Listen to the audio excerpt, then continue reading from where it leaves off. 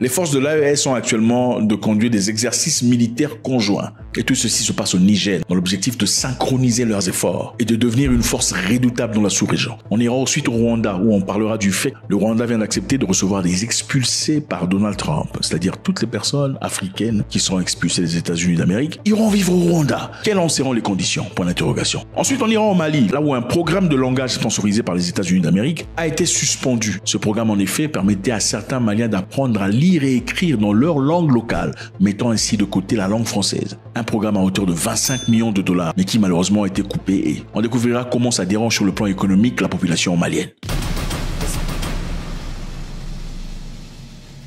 L'Alliance des États du Sahel mène actuellement, les amis, des exercices militaires conjoints au Niger. C'est fort. Des exercices appelés Taranakale, qui signifie amour de la patrie en tamashek. Ces exercices auxquels participent les troupes du Niger, du Mali, du Burkina Faso, du Togo et du Tchad. Waouh! Ça s'expand, hein? C'est chaud. Les exercices ont débuté le 20 mai 2025 et devraient se terminer le 3 juin 2025. L'entraînement se déroule aux forces d'entraînement des forces spéciales à Tilia, dans l'ouest du Niger. Donc on a le Mali, le Burkina Faso, le Niger, le Togo et le Tchad. Waouh! Sommes-nous en train de voir une expansion de l'AES ici? Qui s'annonce? Peut-être pas directement, mais progressivement.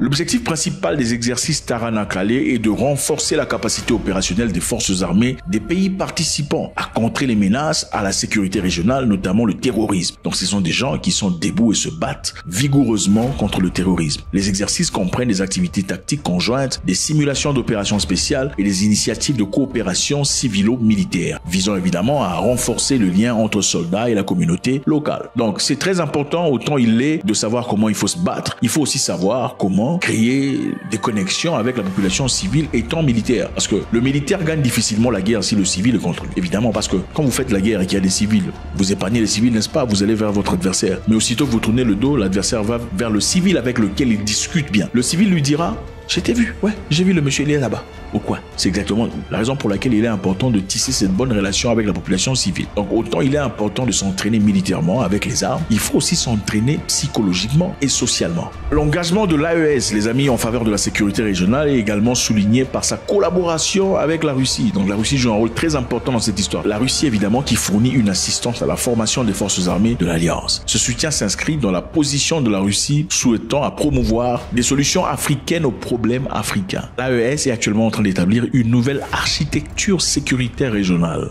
et celle-ci indépendante de toute influence occidentale.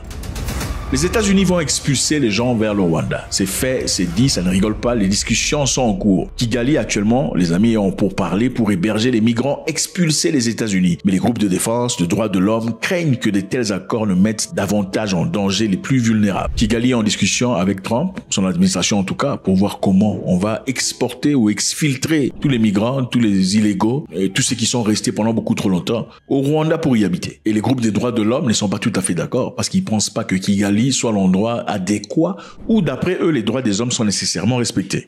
Alors, est-ce la première fois? Ce n'est pas du tout la première fois. Nous savons tous que le Rwanda avait un accord avec la Grande-Bretagne où il s'agissait d'emmener tout ce qu'il y avait comme illégal de la Grande-Bretagne et les transférer au Rwanda où ils habiteraient. Ils avaient reçu à hauteur de 300 millions de dollars, bon, la première tranche, si je ne me trompe pas, pour construire des appartements et des chambres et autres choses dans l'objectif de recevoir toute cette population généralement noire qui partait illégalement à la Grande-Bretagne à travers la Manche. Donc, après l'abandon l'année dernière d'un projet britannique d'expulsion des demandeurs d'asile vers le Rwanda, Kigali est actuellement en pourparlers avec les États-Unis pour un accord similaire malgré les inquiétudes de groupes de défense des droits de l'homme. Ce mois-ci, le ministre rwandais des Affaires étrangères, Olivier Nduhungirehe, a confirmé que son pays était en pourparlers avec Washington au sujet des accords sur la migration, mais les détails ne sont pas encore révélés. Bon, il y a beaucoup de personnes qui disaient pourquoi le Rwanda accepte de telles histoires, surtout parlant de ce qui s'était passé avec la Grande-Bretagne à l'époque. Pourquoi le Rwanda accepte autant d'argent? Pourquoi le Rwanda trahissent les Africains et tout le bazar. Bon, il est évident de regarder les choses d'autre part, parce que le Rwanda n'a-t-il pas besoin d'argent? Bien sûr qu'ils ont besoin d'argent. Le Rwanda a reçu l'argent venant de la Grande-Bretagne pour investir dans son pays, créer des boulots, créer des routes, créer des hôpitaux, créer des infrastructures, créer de l'emploi dans l'objectif que leur population ne parte pas en Europe et aux États-Unis comme vous. Donc, en d'autres termes, ils ont saisi cette opportunité, parce que c'est une opportunité, pour créer un environnement qui permette à leur population de ne pas se sentir abandonnée par le gouvernement comme vous êtes abandonnés par vos gouvernements. Alors au Rwanda, savait-il que ce contrat prendrait fin un jour? Certainement. Mais il se disait, bon, avec chaque administration, il y a généralement de nouvelles politiques internationales. L'administration précédente en Grande-Bretagne voulait que tout ce qu'il y avait comme étranger parte au Rwanda et éviter. Le Rwanda a reçu beaucoup d'argent, je pense à hauteur de 300 millions de dollars. Ils s'en sont servis pour créer ce qu'il y a à créer chez eux. En fin de compte, la nouvelle administration britannique est entrée au pouvoir et a annulé ce procès disant que c'était contre leurs valeurs. On a même demandé au Rwanda de rembourser. Le Rwanda dit on ne rembourse pas l'argent. On a déjà signé un contrat, c'est tout, c'est bon, c'est fait. Nous, on garde l'argent. D'ailleurs, il faut nous payer l'argent que vous nous devez encore. Est-ce la faute du Rwanda que vous soyez dirigé par des hippopotames qui ne vous offrent aucune opportunité chez vous?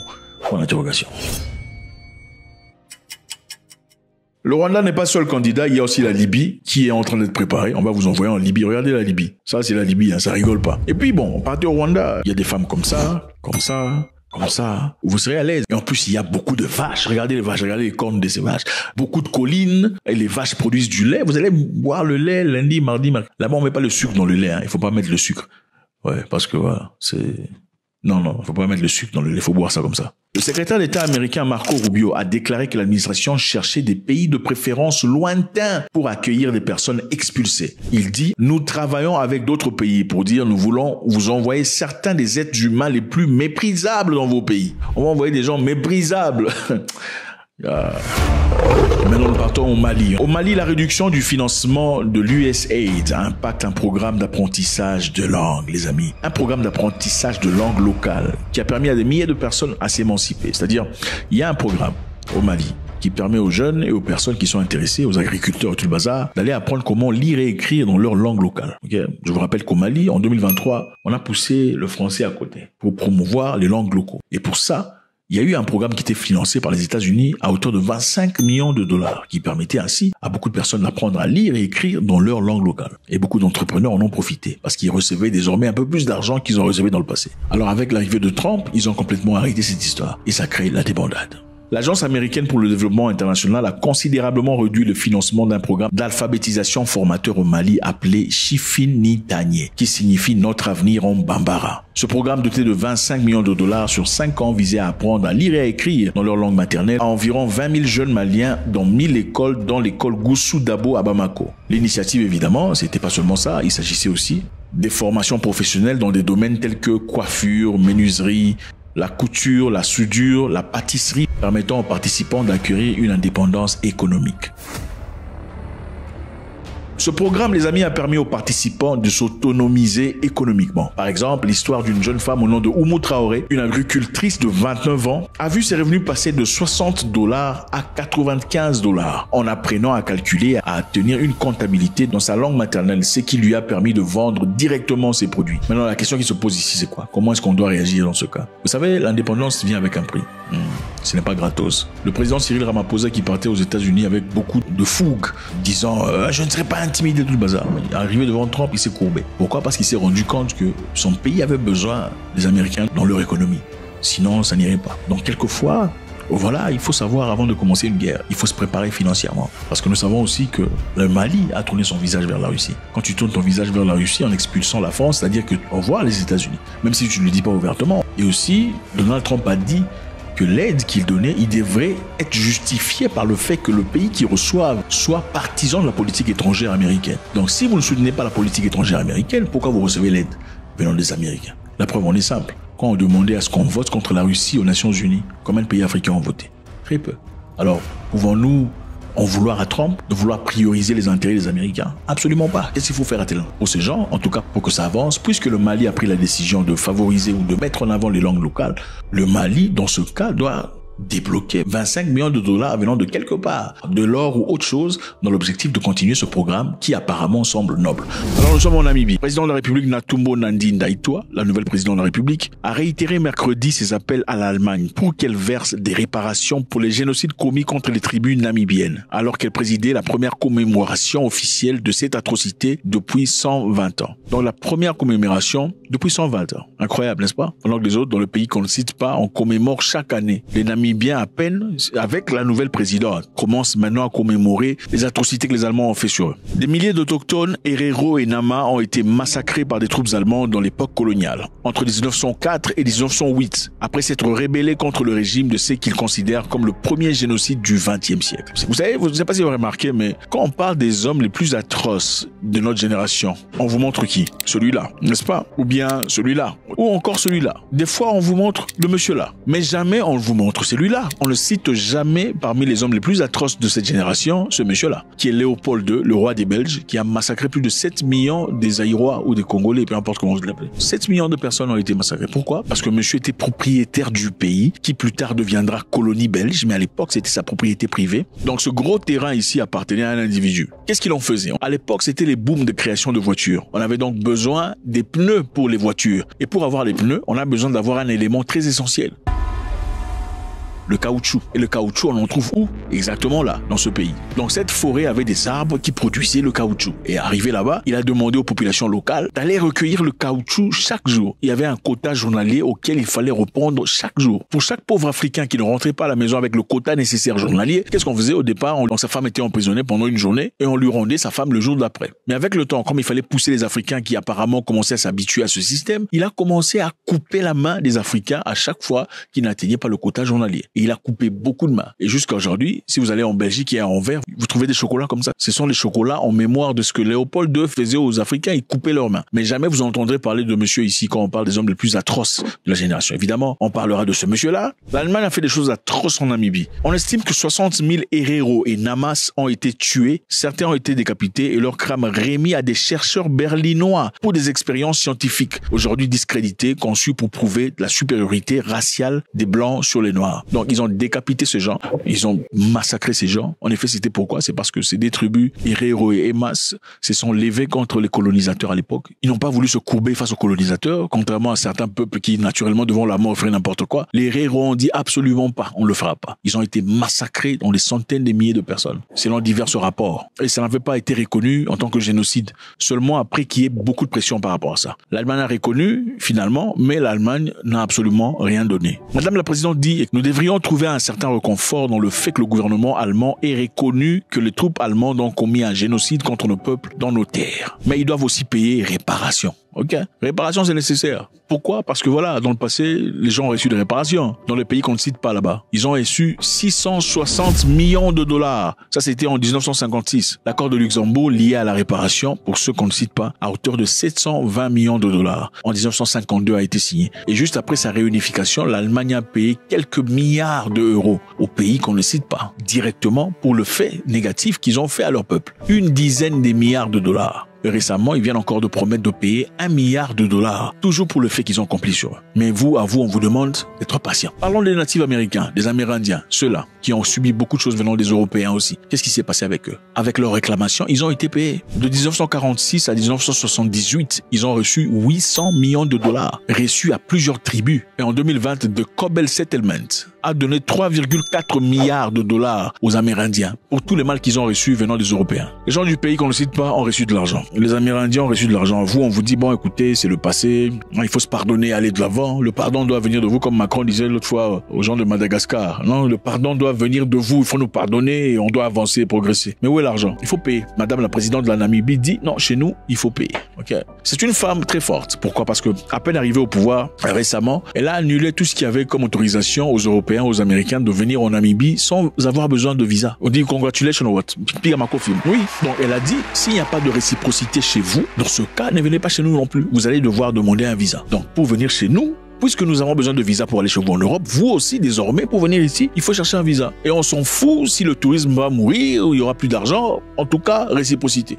Contrairement au Lesotho qui récemment vient d'annuler toute demande de visa des Européens. C'est-à-dire les Européens peuvent désormais, ça c'est le Lesotho sur la carte. Vous avez besoin de partir au Lesotho en tant qu'Européen, vous pouvez aller sans difficulté. Mais en attendant, en ce qui concerne les Africains, il n'y a que 17 pays africains qui peuvent aller au Lesotho aujourd'hui et avoir un visa à l'arrivée. Donc les restes des pays africains ne peuvent pas aller, il faut aller faire une demande. Pour eux, ils justifient ça disant que la grande majorité des touristes qui dépensent de l'argent ne sont pas africains. Donc ils n'ont pas besoin de vous. Bref, c'est une femme très forte qui a pas seulement fermé ses frontières, a renvoyé des Américains qui restaient illégalement dans son pays et maintenant exige à ce que l'Allemagne paye l'argent qu'il doit payer maintenant. Assez parlé, c'est le moment de payer.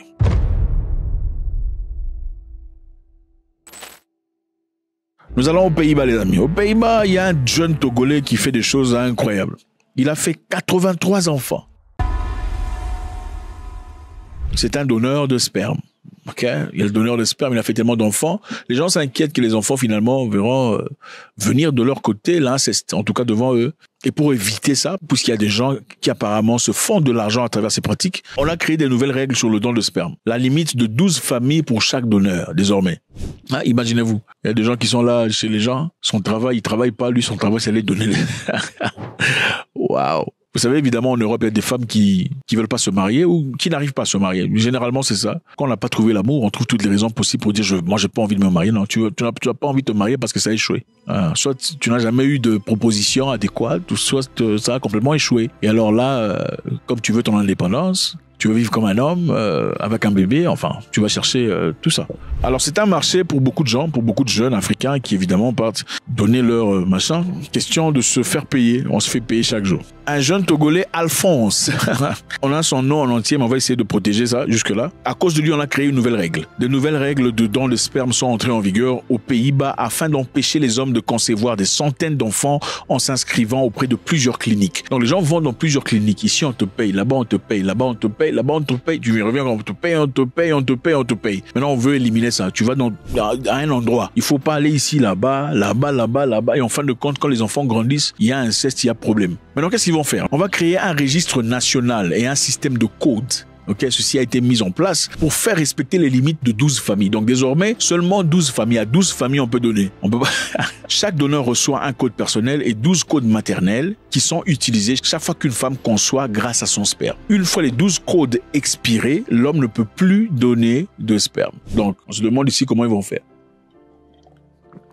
Donc c'est ça, c'est quand même intéressant de voir que les Africains ont beaucoup de capacités. Capacité de faire changer des lois jusqu'à cet égard. Incroyable.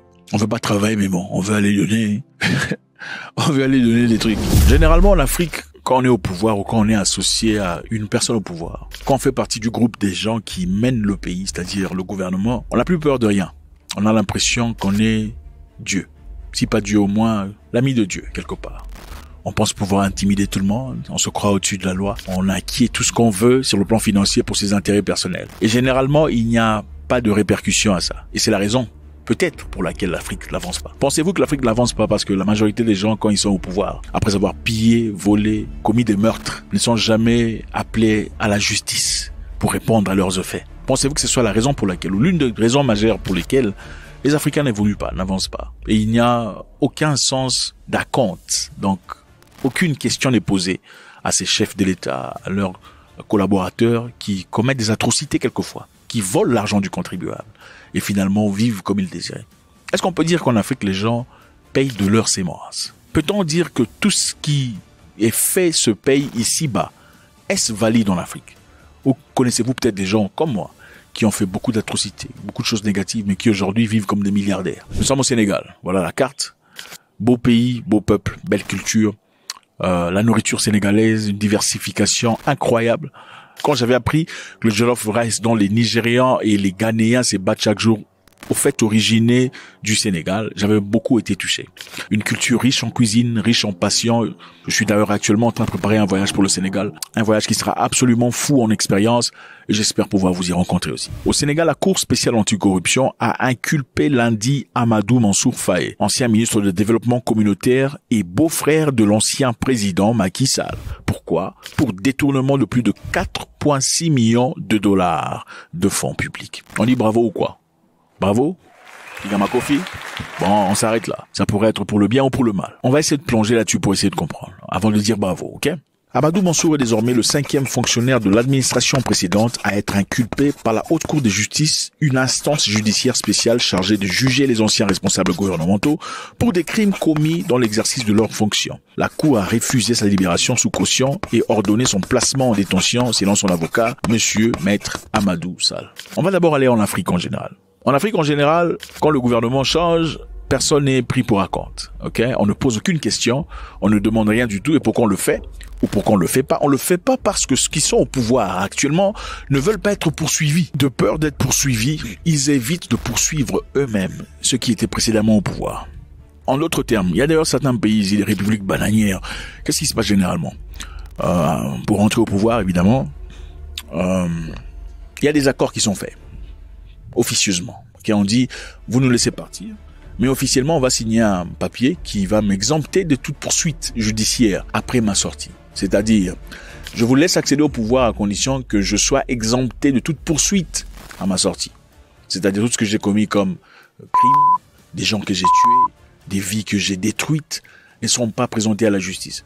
Le vol d'argent, les ventes de matériel, les ventes des mines aux étrangers qui appartiennent à la nation, mes acquisitions illicites des biens ne seront pas poursuivies à la justice parce que je vous accorde le pouvoir. En effet, beaucoup de gens au pouvoir en Afrique, dans beaucoup de pays africains, considèrent le pouvoir démocratique comme un système royal. C'est du royalisme total. Beaucoup d'Africains ne comprennent pas que la démocratie n'a absolument rien à voir avec la royauté. Au fait, c'est une mentalité qu'ils transcrivent directement de leurs habitudes traditionnelles, c'est-à-dire le chef qui est indomptable, intouchable, inquestionnable, inamédible, ne doit en aucun cas être questionné. C'est-à-dire tout ce que le chef fait est valide. Ce que le chef dit est valide. Ce que le chef a choisi de faire, même si ça a détruit la vie des gens, ne peut pas être questionné. On voit ici au Sénégal une démarche dans l'objectif de remettre en question tout ce qui s'est passé dans le gouvernement précédent.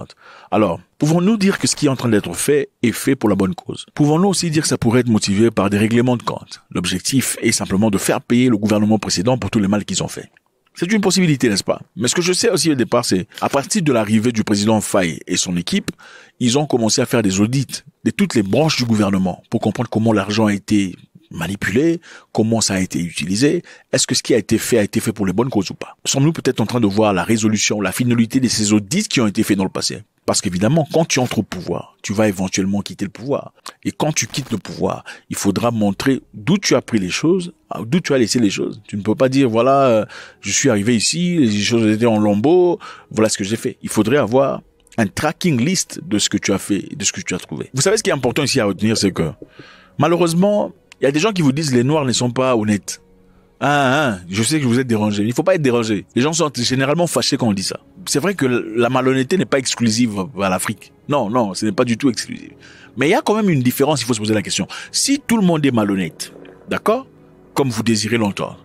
Comment ça se fait que chez eux, c'est généralement mieux que chez vous? Non, si tout le monde est malhonnête, comme tout le monde, comment est-ce possible que chez eux, le train fonctionne, les bus fonctionnent, le système de poste fonctionne correctement, les banques fonctionnent bien, les hôpitaux sont bien, il y a des possibilités de recevoir des soins gratuits, il y a l'école qui est gratuite. Comment ça se fait que chez eux, il y a un système social qui vous paye si vous n'avez pas de mari et que vous avez des enfants? Comment ça se fait que chez eux, vous pouvez être sponsorisé pour... Comment ça se fait que même si vous avez certaines histoires parmi ce que j'ai énuméré ici, ce n'est jamais à la hauteur de ce qu'ils ont, s'ils sont aussi malhonnêtes? Point d'interrogation. C'est peut-être que votre niveau de malhonnêteté est beaucoup plus enlargi. C'est en testostérone. C'est ça, on peut dire ça. Ibrahim Traoré a montré beaucoup de leçons à beaucoup de personnes. J'espère que le monde est en train de le saisir. La première leçon est celle-ci. On n'a pas besoin d'aide venant de pays étrangers pour développer nos pays. Ça, c'est numéro 1. Je pense que l'une des raisons pour lesquelles les gens ne l'aiment pas, surtout les leaders politiques, c'est généralement parce qu'il est en train de démontrer que vous n'avez pas besoin de faire tout ce que eux font, là. OK? Pour que le pays avance. Le Kenya, d'ailleurs, il y a quelque temps, a reçu beaucoup d'argent venant de la Chine. Beaucoup d'aide de la Chine. Et malheureusement, ils sont en incapacité de payer cet argent. Et ils ont encore besoin d'argent. Qu'est-ce qu'ils ont fait finalement? Le gouvernement kenyan a décidé de taxer la population kenyane. C'est-à-dire, tu vas acheter le pain, le prix du pain est peut-être $1, on te dit non, il faut payer $2. Parce que le $1 au-dessus, là, c'est les taxes que tu payes. Tu veux acheter la bande hygiénique ou les bandes hygiéniques, il faut payer des taxes. Imaginez taxes sur bande hygiénique. Tu es malade, tu as besoin de traitement de cancer, il faut payer des taxes sur le traitement de cancer. Tu es déjà malade, en train de souffrir d'un cancer, il faut payer pour le traitement de cancer. Il faut aussi payer les taxes. Parce qu'un monsieur dans le gouvernement a décidé d'acheter 2, 3, 4 maisons pour sa deuxième, troisième, quatrième, cinquième femme. C'est absolument absurde. Alors, Traoré a montré au monde que vous n'avez pas besoin de tout ça. Vous avez simplement besoin d'une unité de la population qui, volontairement ou par impulsion, peuvent mettre de l'argent ensemble dans un panier commun, permettant ainsi d'acquérir les camions dont il est nécessaire pour aller combattre, permettant d'avoir assez d'argent pour construire les routes, assez d'argent pour construire les hôpitaux, assez d'argent pour développer le pays. Traoré l'a montré. Et voilà pourquoi les gens sont mécontents par rapport à ça. Pensez-vous qu'il est essentiel de faire payer toutes ces personnalités qui ont passé le temps de la population en volant l'argent du contribuable? Pensez-vous qu'il faut les remettre en question? Deuxièmement, en Chine, quand vous faites ce genre d'histoire, on vous finit. On vous finit. Voilà pourquoi il n'y a pas de corruption en Chine. Il n'y a pas de corruption. D'ailleurs, la Chine après la Deuxième Guerre mondiale, étaient plus pauvres que beaucoup de pays africains. Oui. Où sont-ils aujourd'hui? Il n'y a pas de corruption chez eux. Il n'y en a pas. Si tu es impliqué dans la corruption, t'es fini. Faudrait-il impliquer ce genre d'histoire, cette mentalité en Afrique, pour arrêter la corruption? Parce que l'une des raisons pour lesquelles l'Afrique n'avance pas, il n'y a pas d'hôpitaux gratuits de classe, il n'y a pas d'école gratuite de classe, il n'y a pas d'enseignement, il n'y a pas de contribution, il n'y a pas d'aide de classe. C'est parce que ceux-là dont vous respectez, ceux-là qui font partie de vos tribus, parce que vous les aimez généralement parce qu'ils sont de votre tribu, ce n'est pas parce qu'ils promet ou fait un travail projetant une positivité. C'est généralement le tribalisme institué dans le système. Si on disait chaque personne qui vole l'argent du contribuable, il faut le finir, ça changerait les choses ou pas? Si cette personne a été arrêtée pour les choses qu'il a fait, d'accord, nous serons d'accord pour ça. Mais s'il a été arrêté pour des raisons politiques, pour simplement lui faire payer ou de lancer un message fort au parti politique passé, alors là, ça devient autre chose, c'est injuste. Maintenant, la troisième question est celle-ci. S'il n'a pas volé l'argent du contribuable, a-t-il à se plaindre? A-t-il à avoir peur? Certainement pas, puisque la justice finira par dominer. La vérité finit par éclater. Partons au Burkina Faso.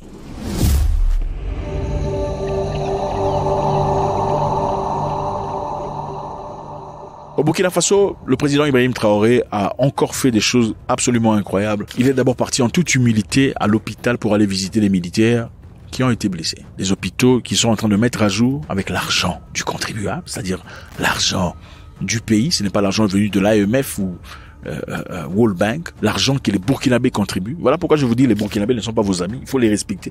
Quand tu vois un Burkinabé, il faut le respecter. Quand tu vois un Burkinabé, tu dis, monsieur, je vous salue, il faut respecter le Burkinabé. Ils ne sont pas vos amis, surtout dans la forêt. Il faut respecter le Burkinabé. Voilà. Il y a un projet qui est en cours avec le directeur. Il avait été réfléchi par des gens, mais je pense qu'on a amené le projet ici pour que vous ajoutez ce que vous voulez. Et que ce soit un truc futuriste. Il ne faut pas qu'on réfléchisse pour demain. On doit réfléchir à avoir les salles qu'il faut et les équipements qu'il faut pour 50 ans, 100 ans. Voilà. Donc, ils sont là-dessus. On espère que très rapidement, ils vont nous faire le retour. Et on va commencer à construire quelque chose de grand ici. M. Traoré est parti dire bonjour. Chose que beaucoup de dirigeants, même pas des présidents, des simples gouverneurs ne feraient absolument jamais. Ils sont trop grands pour ça. Il faut que quelqu'un porte sa mallette, quelqu'un lui tienne un parasoleil, il faudrait des bodyguards, c'est incroyable, c'est un royalisme inouï. Et voilà pourquoi je vous dis généralement, les Africains rendent des gens bien dictateurs. Oui, les Africains rendent des gens bien intentionnés dictateurs. Vous transformez des gens bien en dictateurs. Quand vous le voyez, oh chef, patron, restez pour toujours. Pourquoi vous dites ça? C'est quelle maladie mentale ça? Dans une démocratie, vous demandez à quelqu'un de rester pour toujours. Il commence à réfléchir sur l'option. Et quand finalement il décide de rester pour toujours, vous dites qu'il est dictateur. C'est vous qui avez commencé. C'est vous qui le célébrez comme Dieu. Pourquoi? Parce que vous êtes généralement des mendiants. Des mendiants en cravate. Dans d'autres pays, les mendiants sont sales. Dans certains pays, les mendiants sont très propres. Chemise, cravate, parfum. Mendiants professionnels. Et c'est comme ça que vous incitez même une personne qui avait pour objectif d'acter dans la positivité, de commencer à devenir et de déployer des pulsions dictatrices. Certains présidents dans certains pays, ou dans le début de leur mandat, à chaque fois qu'ils voyageaient, quand vous voyagez, il y a l'argent qui est donné par le ministère de Finances ou quoi, peu importe comme budget. Vous voyagez avec l'argent, pour dépenser pour votre... On a débloqué par exemple $1 million pour votre voyage de 3 jours. Vous partez, vous ne dépensez que $100 000.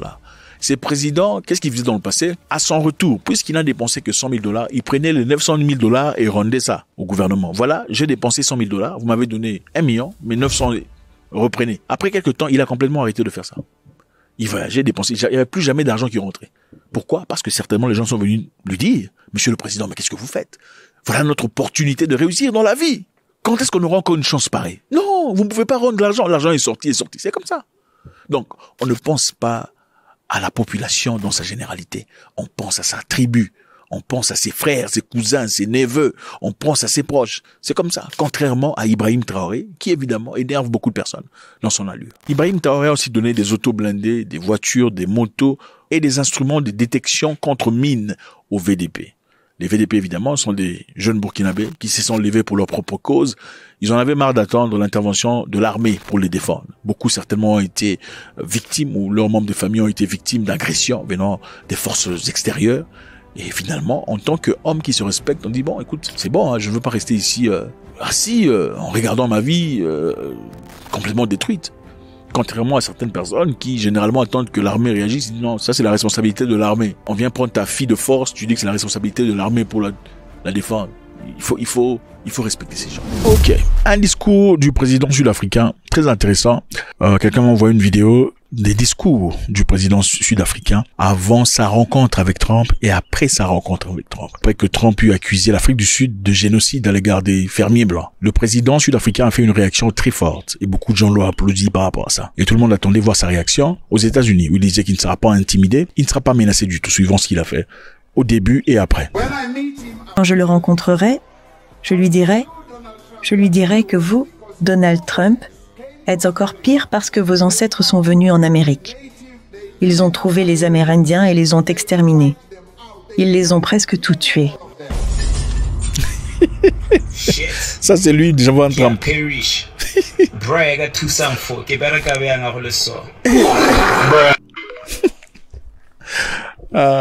Qu'est-ce que vous en pensez? Bon, on va voir ici un discours de Julius Malema à l'égard de ce qui s'est passé. Je pense que c'est un discours très important. Suivant. Je ne me laisserai jamais intimider par l'Amérique. Je ne me laisserai jamais intimider par Donald Trump. Il parlait de moi lors de cette réunion à la Maison-Blanche. S'ils ne racontaient pas de bêtises à mon sujet, ils auraient dû me convoquer. J'aurais répondu à tout ce que Donald Trump attendait de nous.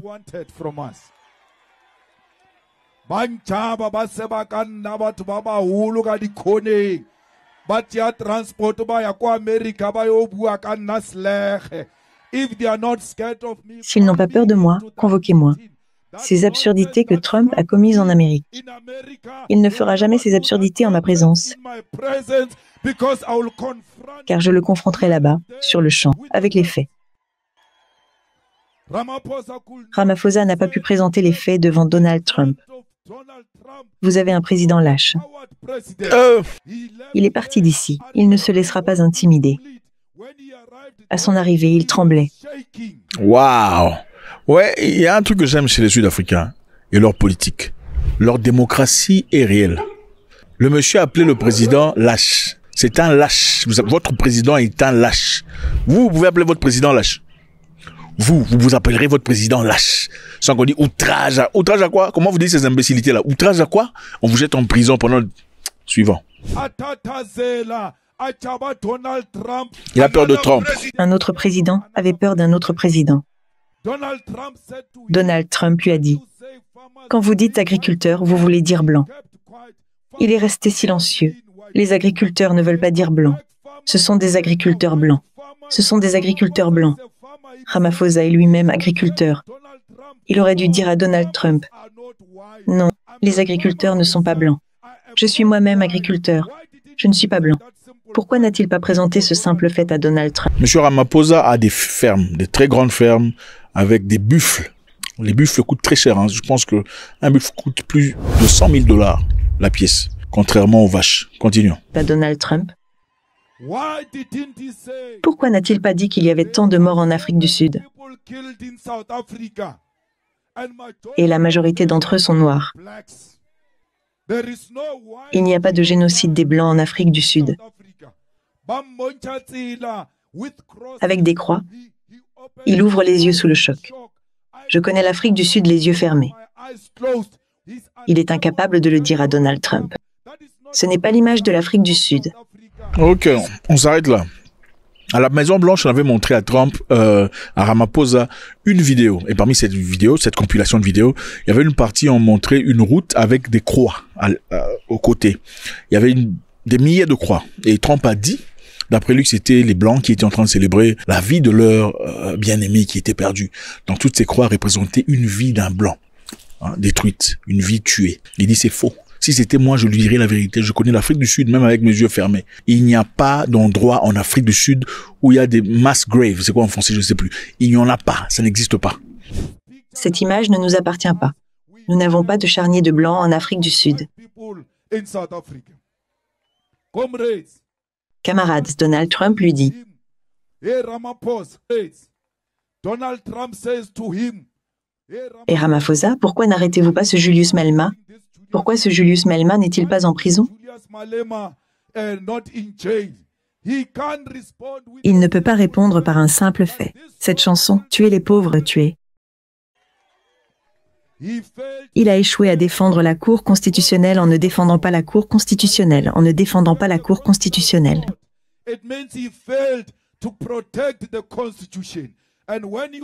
Cela signifie qu'il a échoué à protéger la Constitution en tant que président du pays. Vous avez manqué à votre devoir premier de défendre la souveraineté de l'Afrique du Sud.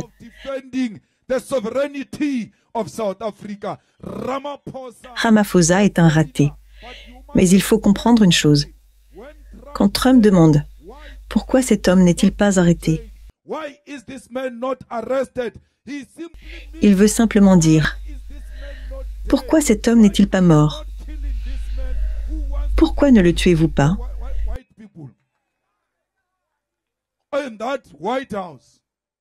Dans cette Maison Blanche, mon ticket a été retiré. Ils ont réclamé ma vie pour me réduire au silence.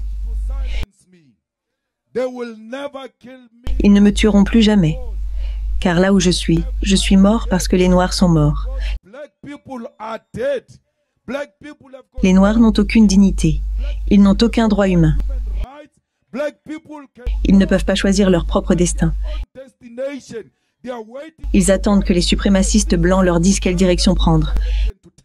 Ok, on s'arrête là. Est-ce que vous pensez qu'il a raison de dire que les Noirs n'ont pas d'issue, les Noirs n'ont pas de facilité, les Noirs sont là en attente, qu'ils soient dictés par des Blancs? Bon, écoutez, regardez dans nos pays respectifs, en tout cas dans plusieurs pays africains, qu'est-ce qui empêche aux Noirs de construire, de développer les hôpitaux, les infrastructures? Qu'est-ce qui empêche aux Noirs de développer l'agriculture? Qu'est-ce qui empêche aux Noirs de faire un programme élégant, comme le fait d'ailleurs maintenant au Burkina Faso, monsieur que vous connaissez? Qu'est-ce qui empêche aux Noirs de faire tout ça? Pourquoi? Parce que généralement, les Noirs entrent au pouvoir et qu'est-ce qu'ils font? Ils enrichissent leur famille, ok, leur tribu. C'est comme ça. C'est bien triste. C'est ça la différence entre nous. Et je sais que beaucoup ici diraient que la corruption n'est pas exclusive aux Noirs. C'est vrai. Mais regardons les faits. Si la corruption n'est pas exclusive aux Noirs, comment ça se fait que chez eux, ça semble marcher par rapport à chez vous? S'ils sont aussi corrompus, comment ça se fait qu'ils ont des systèmes de santé qui fonctionnent, le système d'assurance qui fonctionne, le système de soutien social qui fonctionne? Voilà, n'est-ce pas la raison, l'une des multiples raisons pour lesquelles beaucoup partent en Belgique et dans tous ces endroits évidemment pour aller y rester, pour profiter des systèmes sociaux. Vous faites des enfants, on vous paye, c'est là-bas. Pourquoi vous faites pas ça chez vous? Est-ce qu'il a raison de dire ça? Suivant, que les Noirs n'a pas de dignité, il attend que le Blanc fasse pour lui. Est-ce la faute du Blanc, suivant? Qu'est-ce que cette vie de lâche que nous menons? Je ne me laisserai pas réduire au silence par des menaces de violence. Je ne me laisserai pas réduire au silence par des menaces de mort. Quand vous dites de ne pas l'emprisonner, Ramaphosa aurait dû dire « En Afrique du Sud, on n'emprisonne pas les gens comme ça. Il y a des tribunaux en Afrique du Sud et ils ont statué que cette chanson n'avait rien de répréhensible.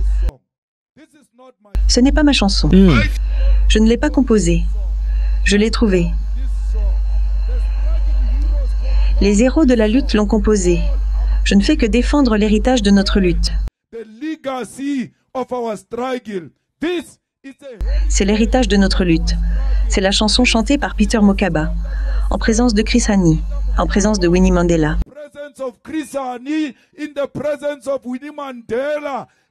Et donc, je ne cesserai jamais de chanter une chanson que Winnie Mandela a chantée avant sa mort. Ce serait une trahison envers la lutte de notre... Ok. La chanson, c'est Kill the Boer. Kill the Boer, kill the farmer. C'est-à-dire tuer le fermier. Tuer le fermier, tuer le fermier. Tuer le fermier, c'est-à-dire tuer le fermier blanc. Tuer le fermier boer. Ok, c'est une chanson qui, historiquement, d'après eux, a été composée par les Noirs sud-africains pendant l'apartheid, pendant ces difficultés qu'ils traversaient. C'était une chanson de courage, une chanson de revendication, une chanson de pleurs. Monsieur Malema a déjà été emmené au tribunal pour aller justifier pourquoi il faisait cela. Il a déjà été, il a fait face à beaucoup de plaintes par rapport à ça. Mais après ces plaintes, il est libre. Il continue de chanter, c'est-à-dire que le tribunal l'avait acquitté. Alors lui, il dit, il ne peut pas arrêter de chanter cette chanson qui a été composée par ses aïeux, qui a été embellie par ceux qui l'ont précédé. Maintenant, la question qui se pose est celle-ci. Kill the Boer, tuer le fermier. Si vous entendiez une chanson, on dit tue le noir, tue le noir, tue le noir. Ça vous fait quoi comme sentiment? Aujourd'hui, les gens sont, une personne chante tue le noir, tue le noir. Et on lui pose la question, il dit non, c'est une chanson que mes aïeux chantaient, tuer le noir, il faut tuer le. Qu'est-ce que vous en pensez? Continuons. De notre peuple. Camarades, quand ils vous diront d'arrêter de chanter tuer les pauvres, tuer les paysans, ils vous diront arrêtez de réclamer la terre. Car vous offensez les Blancs. Ne parlez pas de la terre. Si vous arrêtez la terre, ils disent que les Noirs doivent revenir à l'éducation bantoue. Il doit y avoir des écoles africaines. Si vous dites non, ils disent non. Ce n'est pas autorisé. Aujourd'hui, j'ai passé 10 jours à la Maison-Blanche sans publicité, où Rupert s'est levé et a demandé « Pourquoi Elon Musk n'a-t-il pas d'opportunité pour Starlink en Afrique du Sud ?» Les entreprises d'Elon Musk ne peuvent pas s'implanter en Afrique du Sud s'ils ne respectent pas le PE de 30%. Qu'a fait Ramaphosa après qu'on lui ait demandé, le lendemain, que chacun déclare vouloir assouplir les accords PE afin que Starlink puisse s'implanter en Afrique du Sud. Il n'existe pas de loi de ce type en Afrique du Sud. Starlink ne s'implantera pas en Afrique du Sud si le PE n'est pas respecté. Nous ne disons pas que 30... Ok. Pour bonne compréhension, l'Afrique du Sud a une loi qui interdit toute opération d'une grande entreprise sans octroyer 30% de son équité aux Sud-Africains noirs. C'est-à-dire, une grande entreprise telle que Amazon, Microsoft, peu importe, va s'installer en Afrique du Sud pour opération, doit donner, pas donner évidemment, il doit vendre 30% d'équité aux Sud-Africains. Pourquoi? C'est pour renverser la vapeur par rapport à ce qui s'est passé dans le passé, les difficultés qu'ils ont traversées, pour se rattraper financièrement et économiquement. Les Noirs sont donc un peu obligés de faire partie de tout développement financier, 30% à hauteur. Alors, Starlink est parti initialement en Afrique du Sud dans l'objectif de s'installer. L'Afrique du Sud lui a présenté les mêmes normes. Elon Musk s'est fâché. C'est là qu'il a commencé à dire, c'est là qu'il a commencé son histoire auprès des Trump, disant que les Blancs Sud-Africains, en effet, sont sujets à ce qui se passe là-bas. Donc, il y a un génocide en Afrique du Sud. C'était après que monsieur Elon soit frustré, contrarié d'entendre dire que son Starlink, son projet ne sera pas accepté en Afrique du Sud par manque de signature par rapport aux 30%. Alors, qu'est-ce qui s'est passé dans la Maison-Blanche? Ce monsieur que vous voyez ici, il s'appelle Johan Rupert. Johan Rupert est un grand businessman. C'est un multimilliardaire. C'est un monsieur, il est plus riche que Trump. Monsieur Trump le respecte. Lui, il a dit pendant la conversation, non, nous sommes en difficulté. Au fait, c'est vrai qu'il y a beaucoup de crimes. Mais c'est une opportunité pour que Elon, pourquoi Elon n'apporte pas son Starlink en Afrique du Sud dans l'objectif de pouvoir nous aider. Comme ça, il va opérer. Ça pourra aussi participer à la sécurité. Nous avons trop de morts, mais c'est généralisé. Ce n'est pas seulement le cas des agriculteurs blancs, c'est généralisé. Nous avons besoin d'aide technologique. Nous avons besoin de Starlink dans chaque petit commissariat de police. Nous avons besoin de drones. Donc, en faisant cela, M. Ramaphosa, le jour d'après, a allégé les restrictions. C'est-à-dire, ils ont trouvé un moyen alternatif pour pas que Starlink paye 30% de son équité aux Sud-Africains. Voilà ce que Malem a dit. Ça ne se fera pas, ça ne se fera pas, ça ne se fera pas. Comment ça se fait que Amazon respecte les 30%, Microsoft respecte les 30%, Boeing et autres respectent les 30%? Pourquoi lui, il est qui? Lui, il est qui pour nous mettre la pression? Non, c'est comme si on vous met la pression pour finalement vous faire accepter un marché, accepter des histoires que vous n'auriez jamais pu accepter dans le passé. Continuons. Les 30% doivent aller à une seule personne. Que 30% doivent aller aux Noirs. Autant que possible, car nous voulons bénéficier de notre propre économie. Camarades, nous ne devons jamais nous laisser dicter notre conduite par les entreprises. Je vous le dis depuis longtemps, Afrique du Sud, que nous sommes sous la coupe de Rupert, que notre pays est dirigé par Rupert. Comment le ministre des Relations internationales peut-il siéger à une réunion?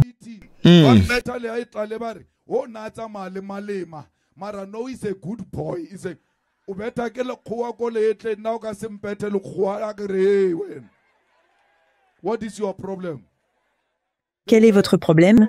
Le ministre des Relations internationales tout entier participe à une réunion consacrée aux questions internationales à l'étranger sans prononcer un mot.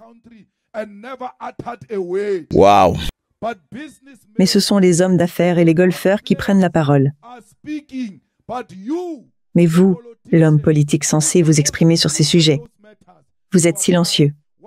Pourquoi voulez-vous encore gagner un salaire après être resté silencieux? Wow. Pourquoi ne pouvons-nous pas verser ce salaire à ces... Waouh, incroyable. Incroyable, incroyable. Là, il dit, les politiciens sud-africains qui sont partis, ministre des Affaires étrangères, ministre de Trade, hein, ils sont partis aux États-Unis pour discuter, mais ils ont eu totalement peur. Ils ne se sont pas exprimés. Pendant ce temps, il y avait des Blancs qui étaient là, qui sont des businessmen. Au lieu que toi, le ministre, représentant du gouvernement, t'exprimes, tu ne t'exprimes pas. C'est le Blanc qui commence à parler à ta place. Qu'est-ce qui se passe? Qu'est-ce qui s'est passé en ce moment-là? Est-ce un complexe d'infériorité dans une salle où on a Donald Trump? Parce que rassurez-vous, ces gens qui sont là, ces noirs qui sont là dans la salle sont des gens très vocaux en ce qui concerne beaucoup de choses, beaucoup de sujets, y compris les étrangers, tout le bazar. Ils sont très vocaux. Mais Donald Trump, devant lui, ils n'ont pas parlé. Et il dit pourquoi il faut vous payer un salaire. Autant mieux payer ces individuels qui sont des businessmen en Afrique du Sud. C'est eux qui gèrent le pays aussi, vous. Salaire assez blanc. Parce que ce sont eux qui ont pris la parole. Tous les Blancs présents dans cette maison, venus d'Afrique du Sud, ont pris la parole. Tous, y compris John Steenhuisen. Qu'est-ce qui leur a permis de parler au nom de notre pays? C'était leur couleur. Seule la couleur de leur peau leur a permis de s'exprimer à la Maison-Blanche. La Mula était là. Kembudzo était encore pire.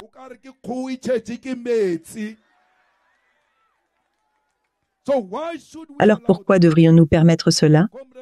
Camarades, ce pays ne sera jamais libre tant que les 16 n'auront pas d'eau potable.